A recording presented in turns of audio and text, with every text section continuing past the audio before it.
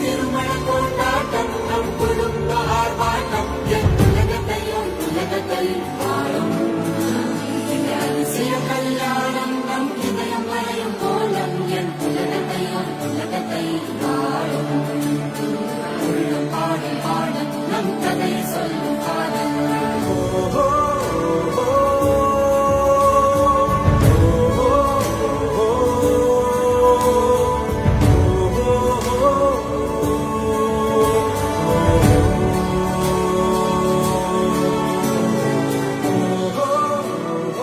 இது எந்த இயக்கத்திலும் யாருக்கும் கிடைக்காத ஒரு நல் வாய்ப்பு.